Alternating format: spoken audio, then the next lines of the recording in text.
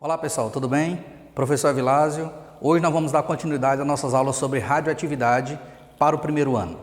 Bom, na nossa última aula, nós começamos a resolver algumas questões, não necessariamente do material de vocês, do livro-texto de vocês, mas algumas questões que eu achei necessárias para que a gente possa utilizá-las como parâmetro para resolver as questões do livro-texto. Então, nós estamos trabalhando com alguns modelos de questões, que são aquelas questões que com certeza vocês irão se deparar ou no material de vocês, ou em algum simulado, ou principalmente nas provas do Enem e de alguns vestibulares tradicionais. Esses modelos que nós estamos fazendo, você pode utilizar como padrão para que você use a mesma linha de raciocínio, caso você encontre uma questão semelhante diante de você. Tá certo? Bom, na nossa aula passada nós resolvemos algumas questões envolvendo principalmente as questões das desintegrações e das transmutações artificiais. Hoje nós vamos dar seguimento falando um pouquinho mais sobre as reações de transmutação e vamos agora dar um foco maior na questão das resoluções que envolvem cinética radioativa e questões práticas do dia a dia sobre radioatividade. Bom, no quadro nós já temos duas questões prontas, vamos começar por ordem. Então, na primeira questão, nós temos a seguinte situação. Dada a sequência abaixo, então observe que foi fornecida aqui uma sequência onde elementos químicos, obviamente aleatórios, né? Chamados aqui pelas letras R, S, T e W, né? Então esses quatro radioisótopos, eles fazem parte de uma mesma série radioativa, ou seja, de uma série de desintegração. E ele fornece algumas informações nessa sequência. Por exemplo, o radioisótopo R, que é o que vai iniciar o processo, o decaimento, ele apresenta um número de massa A e apresenta um número atômico Z. Na sequência, esse radioisótopo R sofreu um decaimento alfa, ou seja, sofreu uma emissão alfa e se transformou no radioisótopo S. Esse radioisótopo S sofreu um decaimento alfa e se transformou no radioisótopo T. E esse radioisótopo T sofreu um decaimento beta e se transformou no último radioisótopo da série aqui, chamado de W. Então agora é feita a seguinte pergunta. Quais os valores dos números atômicos e de massa do radioisótopo W, ou seja, quais serão os números atômicos e qual serão os números atômicos e o número de massa desse radioisótopo que termina a sequência. Então a pergunta que é feita é exatamente sobre o radioisótopo W. Mas para isso, nós conhecemos aqui as quantidades iniciais de R, ou seja, a massa e o número atômico de R, e sabemos agora qual é a sequência de desintegração. Então, partindo desse princípio, nós vamos começar a resolver a nossa questão. Lembrando que a radiação alfa, ela apresenta uma desintegração na qual o número atômico diminui 2 unidades e o número de massa diminui 4 unidades. Já na radiação beta, você tem o número atômico aumentando 1 unidade, então ele aumenta 1 unidade e o seu número de massa permanece inalterado. Então, para resolver a nossa questão, nós vamos começar a partir desse esquema. Então, o nosso isótopo inicial, que é o R, apresenta um número atômico Z e um número de massa A. Eu não sei quais são os valores de Z e não sei quais são os valores de A. Então, nós vamos trabalhar exatamente com essas letras, com essas incógnitas, Z e A. O que eu sei é que, na primeira desintegração, o radioisótopo R se transforma em S através de uma emissão alfa. E a emissão alfa ela é do tipo 2,4. Então, se eu sei que o alfa diminui 2 unidades no número atômico e 4 unidades no número de massa, eu posso concluir que o meu radioisótopo S vai ser Z-2 e o meu número de massa de S vai ser A-4. Então, essa é a primeira conclusão que nós chegamos. Mas não é essa a pergunta final que a questão lhe faz, ela quer saber sobre W. Então, nós vamos continuar a sequência. Esse radioisótopo S, que agora você já sabe que o número atômico dele é Z-2 e A-4, sofre um outro decaimento alfa. E, novamente, o número atômico vai diminuir 2 unidades e o número de massa vai diminuir 4 unidades. Então, se eu tinha Z-2 e eu vou diminuir mais 2 unidades, então, no final, eu vou ter Z-4.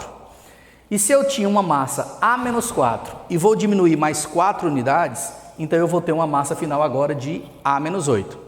Então, na segunda desintegração, o nosso radioisótopo formado, que é o T, ele vai ter um número atômico Z-4 e um número de massa A-8. A seguir, esse radioisótopo T vai sofrer uma nova desintegração, só que essa desintegração agora foi do tipo beta. E vocês sabem que a radiação beta, ela faz aumentar o número atômico em 1 unidade, mas não altera o valor da massa. Então, se o meu T ele era Z-4 e ele vai aumentar uma unidade, então eu vou ter agora no final Z-3, ou seja, em vez de perder 4, eu agora estou perdendo só 3 porque eu ganhei uma. Já a massa permanece inalterada, então se a minha massa era A-8, quando ele emite a radiação beta, continua sendo A-8. Então, respondendo à questão de número 1 da nossa aula de hoje, a gente conclui que o nosso radioisótopo W, ele tem número atômico Z-3 e número de massa A-8. Se nós conhecêssemos o valor de Z, que é o inicial, e o valor de A, que era a massa inicial, daria para a gente determinar quais seriam os números atômicos verdadeiros de W e o número de massa verdadeiro desse mesmo radioisótopo. Mas uma coisa você pode lembrar, como aqui é A-8 e o nosso W é A-8, nós acabamos de encontrar isóbaros radioativos. Não esqueçam disso, toda vez que um radioisótopo emite uma radiação beta, ele forma um isóbaro radioativo. Deu para compreender? Muito bem. No segundo momento, nós temos agora uma outra pergunta a respeito sobre desintegração radioativa, mas no caso agora cinética radioativa. Lembrando vocês que na nossa aula passada nós falamos aqui que uma das principais aplicações da cinética radioativa, entre elas seria a chamada determinação por carbono 14 ou datação por carbono 14, que nada mais é do que eu trabalhar com o tempo de meia-vida. E o que seria o tempo de meia-vida? O tempo de meia-vida é o tempo necessário para que a massa inicial ou a quantidade inicial de um determinado radioisótopo se desintegre pela metade. Então, para cada vez que esse valor cai pela metade, nós temos a emissão de um tempo de meia-vida, que a gente representa pela letra P. Cada radioisótopo tem o seu tempo de meia-vida pré-determinado. No caso do carbono 14, que é um dos mais utilizados, principalmente para datação de fósseis, de artefatos de origem biológica e que já estejam mortos, a datação por carbono 14, o tempo de meia-vida desse material normalmente é de aproximadamente 5.730 anos. Então, vamos à nossa pergunta. Diz o seguinte: um fóssil foi descoberto e verificou-se que ele apresentava um teor de carbono 14 igual a 3,125%. Ou seja, algum arqueólogo, algum cientista descobriu um fóssil e mediu o teor de carbono 14 desse material. E ao descobriu que o teor desse material era apenas de 3,125% do que existia antes dele morrer. Então, vamos relembrar. Antes do indivíduo morrer ou antes de um determinado material biológico vir a morrer, a quantidade de carbono 14 é 100%. À medida que esse material morre, à medida que o tempo vai passando, esse teor de 100% tende a ir diminuindo até chegar a um valor bem próximo a zero. Então, no caso do fóssil encontrado na nossa questão, 3,125% é a quantidade dele final. A pergunta que é feita é: qual a idade aproximada desse fóssil? Ou seja, nós vamos querer descobrir qual é a idade, ou seja, quanto tempo aquele fóssil já está morto. Para isso, foi dada uma informação importante. O tempo de meia-vida do carbono 14 é de 5.730 anos. Então, como é que nós vamos fazer? Na nossa aula anterior, a gente viu que para se trabalhar com desintegração por datação por carbono 14, ou tempo de meia-vida, a gente utiliza esse artifício matemático aqui, onde eu posso trabalhar com massa, quantidade de matéria, porcentagem, ou teor, ou intensidade radioativa. Então, a gente determinou o seguinte, que a quantidade final é igual à quantidade inicial dividido por 2 elevado a x, onde esse x é a quantidade de tempo de meia-vida que foram emitidas. Então, fazendo aqui a substituição, nós sabemos que a quantidade final encontrada foi de 3,125.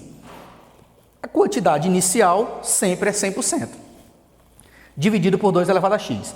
Trocando de posição aqui o 3,125 pelo 2 elevado a x, nós iremos encontrar essa outra relação. 2 elevado a x nada mais é do que 100 dividido por 3,125. Fazendo essa divisão, nós encontramos um valor igual a 32. Então, 2 elevado a x é igual a 32. Ora, para se descobrir o valor de x, basta você colocar 32 em potência de base 2. 32 em potência de base 2 é 2 elevado a 5. Então, 2 elevado a x é a mesma coisa de 2 elevado a 5.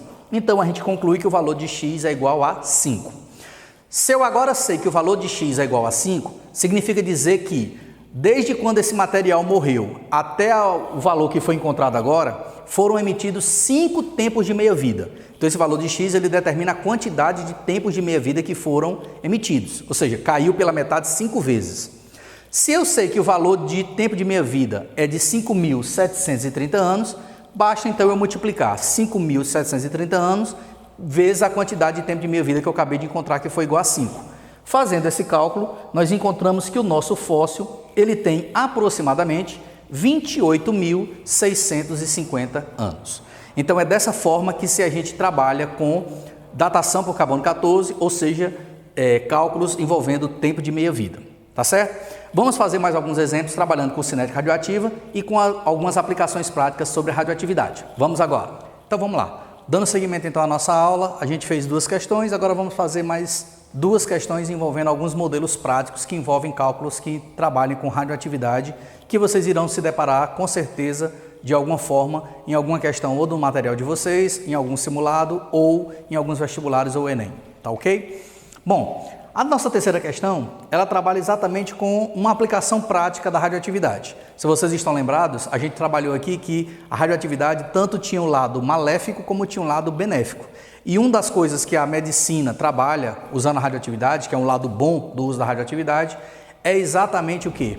O tratamento de doenças, como por exemplo alguns tipos de câncer.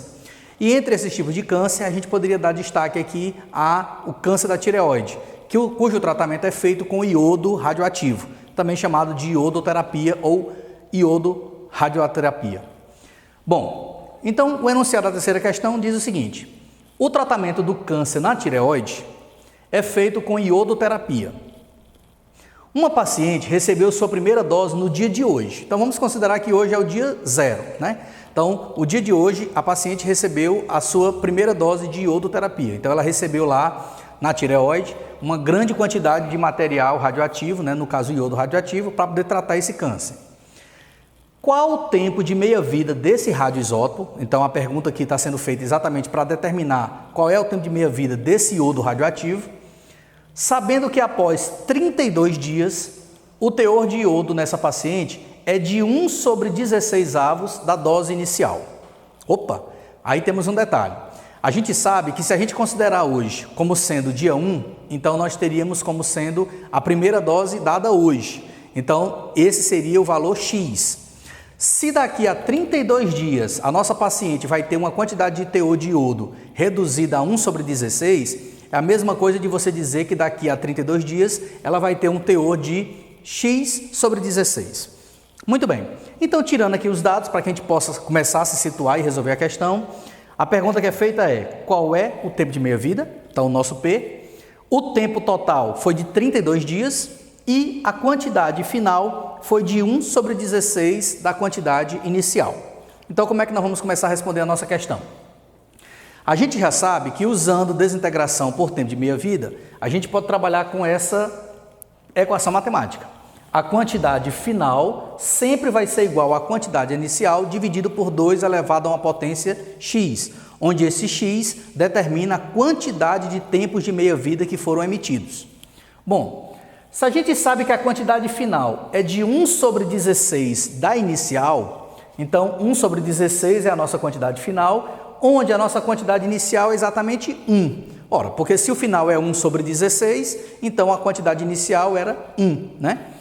Dividido por 2 elevado a x. Trocando de posição aqui o 2 elevado a x com 1/16, nós vamos encontrar que 2 elevado a x é 1 dividido por 1/16. E aí entra a questão da matemática. Divisão de frações, a gente conserva a primeira e multiplica pelo inverso da segunda.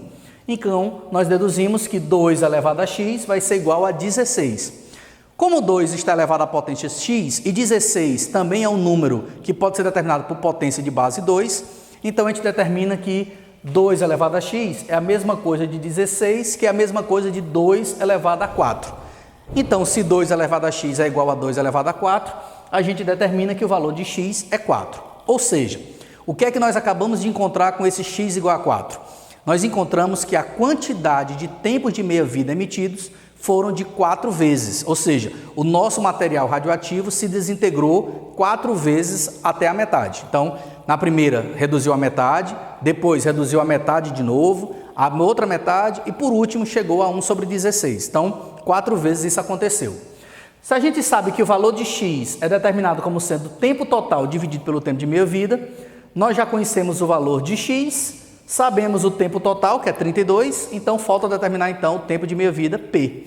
Então, fazendo aqui a resolução matemática, nós deduzimos que p vai ser igual a t sobre x, onde 32 dividido por 4, e encontramos o valor de tempo de meia-vida do iodo de aproximadamente 8 dias. Ou seja, a cada 8 dias, essa paciente que recebeu uma dose de iodo, radioativo, ela vai ter a sua massa reduzida pela metade. Então, se ela recebeu x, ela vai reduzir primeiro para x sobre 2, aí é o primeiro tempo de meia-vida. Depois reduz para x sobre 4, segundo tempo de meia-vida. Depois reduz para x sobre 8, terceiro tempo de meia-vida. E por último, reduz para x sobre 16, que é exatamente a nossa questão, emitindo 4 tempos de meia-vida. Então, a resposta da nossa terceira questão seria 8 dias, ok? Bom, aplicando ainda mais um pouquinho a radioatividade, para a gente encerrar nossa aula de hoje, vamos trabalhar de novo com a questão do tempo de meia-vida, Só que agora uma outra forma de calcular. Nós já resolvemos aqui questões que envolviam calcular o tempo de meia-vida, como por exemplo a terceira questão. Já trabalhamos com questões que envolviam o tempo total, por exemplo a datação de um fóssil, que foi na nossa segunda questão. Trabalhamos com algumas questões que envolviam as cinéticas radioativas, ou seja, as reações de transmutação, radiação alfa, radiação beta, calcular a quantidade de alfa e de beta, ou então determinar o número atômico e o número de massa, sabendo a quantidade de radiação alfa e beta. São alguns modelos bem práticos que vocês vão se deparar com certeza na resolução dos exercícios. Então, para fechar nossa aula, vamos a mais uma questão. A pergunta que é feita é a seguinte: qual a massa inicial de um radioisótopo? Então veja que agora eu estou querendo não é a massa final, eu quero saber a massa que iniciou. Então, qual é a massa inicial de um radioisótopo, sabendo que após 360 anos, então o tempo total, o valor de T, 360 anos, restaram apenas 5 gramas desse material. Ou seja, eu quero saber qual é a massa que iniciou o processo, sabendo que durante 360 anos, essa massa ficou reduzida a 5 gramas. E aí foi dada uma informação importante aqui, que é o conhecimento do tempo de meia-vida desse material, que é de 60 anos. Então, nós temos aqui, pessoal, 3 informações importantes na nossa questão. Sabemos qual é a massa final, 5 gramas. Sabemos qual é o tempo total até chegar nesses 5 gramas, 360 anos. E sabemos qual é o tempo de meia-vida do nosso material, 60 anos. Então, se eu já sei o tempo total e sei o tempo de meia-vida, dá para calcular quantos tempos de meia-vida foram emitidos. Então, nós vamos calcular o nosso valor de x. Então, x é T sobre P, ou seja, 360 dividido por 60. Daqui nós encontramos que a quantidade de tempo de meia-vida foram exatamente igual a 6. Ou seja, nós saímos de um valor x, caímos para metade, x sobre 2, caímos para outra metade, x sobre 4, caímos para outra metade, x sobre 8, caímos para outra metade, x sobre 16, caímos para outra metade, x sobre 32, e por último, chegamos a outra metade, x sobre 64. Então, é como se a nossa massa tivesse caído da inicial 1 e tivesse chegado na final 1 sobre 64, sabendo que esse tempo total foi de 360 anos. Então, para terminar agora a nossa questão, voltamos para aquela equação matemática inicial que utiliza o tempo de meia-vida. Então, a massa final é a massa inicial dividido por 2 elevado a x. Como eu quero é a massa inicial, então nós vamos isolar aqui a massa inicial e multiplicar a massa final vezes 2 elevado a x. Então, a nossa massa inicial vai ser 5, que é a massa final encontrada, vezes 2 elevado a x, onde o nosso x é igual a 6. 2 elevado a 6 é 64. Fazendo esse produto 5 vezes 64, nós descobrimos que a nossa massa inicial foi de 320 gramas. Para você ter certeza que acertou, é só fazer o decaimento e observe quantas vezes isso aconteceu até chegar no 5. Então, vamos lá. 320 é a massa inicial. Se cai pela metade, vai para 160. Foi o primeiro tempo de meia-vida. De 160, cai pela metade. Vai para 80. Segundo tempo de meia-vida. De 80, cai pela metade. Vai para 40. Terceiro tempo de meia-vida. De 40, cai para a metade. 20. Quarto tempo de meia-vida. De 20, cai para 10. Quinto tempo de meia-vida. E por último, de 10, cai para a metade, que é 5. Sexto tempo de meia-vida. Então observe que a resolução está correta, onde nós encontramos uma massa de 320 gramas. Bom, o que é que eu gostaria que vocês fizessem agora na casa de vocês? Dessem uma revisada em todas as nossas videoaulas, desde a primeira, onde nós falamos sobre a questão da radioatividade, os aspectos, as propriedades das partículas radioativas e das emissões radioativas, passando também um pouquinho pela questão da fusão nuclear, um pouquinho mais sobre as reações de transmutação, as outras partículas radioativas que têm um interesse nos estudos cinéticos, revisasse um pouquinho mais também sobre a questão das aplicabilidades da radiação, tanto a questão maléfica como a questão benéfica, e por último fechassem revisando um pouquinho essa parte de cinética radioativa, principalmente o estudo do tempo de meia-vida e a datação por carbono 14. Feito isso, eu gostaria que vocês pegassem o material de vocês, dessem uma resolvida nas questões que envolvem esse material, para que nas próximas videoaulas a gente pudesse fazer a resolução de algumas questões deste material. Então fica aqui o meu abraço, espero que vocês tenham gostado dessas nossas aulas sobre radioatividade e até a próxima.